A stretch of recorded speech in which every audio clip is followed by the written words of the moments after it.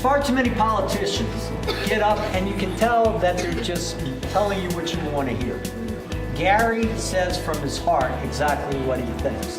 There's never been a time, and I've known Gary for over 20 years, there's never been a time that I found him to be a phony, nor not to say exactly the way he feels. This really shows the tremendous support that Gary's got right from the get-go. And I'll tell you, this election is going to be crucial because what we've got right now, we have 21 Republican senators and 19 Democrat senators. I want to introduce Geary Higgins, my friend, and the man that I have endorsed to win this race in the 13th Senate District. I've been a consistent conservative in Loudoun County. When I got on the Board of Supervisors, we had the highest taxes in the state and in the region.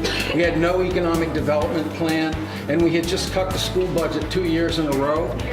Since that time, with good, solid Republican leadership that I've been a part of, we have lowered the taxes by 24 cents. That's about $200 million of your money that we didn't spend.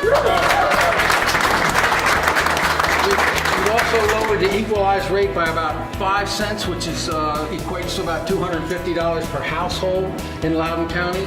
We had no money in the CIP for roads 7 years ago. We now are pumping about $150 million a year into our CIP for road construction and transportation. And we also dedicated 2 cents of our tax rate, which is, depending on how you count it, $16 to $18 million every year just for transportation. We also funded the school budget at 98% of their ask during that time period. We have funded it. This year will be the second time we will have funded it fully this year, the way it looks like with the budget situation that we have. And it's because we got an economic development policy. We brought businesses to Loudoun County. We took the burden off the homeowners with the tax rate. And we've been able to fund all of these things, including the school budget and everything else, without raising anybody's taxes. We've been able to do it by lowering taxes. And that's the way government. But when I had to sit through the governor tell us about how, on his radio interview, tell us about how he was going to deal with this bill and what it meant. Very medically, very coldly, the way he described that.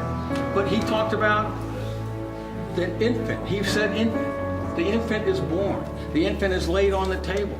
The infant will be made comfortable and resuscitated if needed. And then we'll decide what we're going to do with it. I'm telling you, it's barbarism. It's barbarism. And, you know, I know that somebody has to step up and fight that. And Dick has been that guy for years and fight that kind of stuff.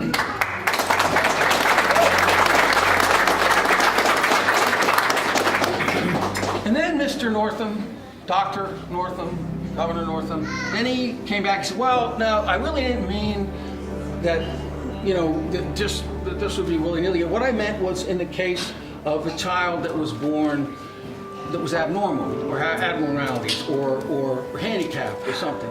Well, you know, I guess he maybe thought that was a reasonable compromise. But Gail and I, and she's here tonight, if I can get through this, my daughter Megan. Gail and I have a daughter Megan. She was born with no left hand. She has a husband, JT, that's over here, and her boys are over there, and they're very healthy. But Dr. Northam and his band of merry men might have decided that, you know, because of an abnormality, that she didn't deserve to live. And so this kind of barbarism I can't live with. I can't sit back and do nothing about it, particularly in the face of other candidates that can't figure out where they stand on the issue. I know where I stand.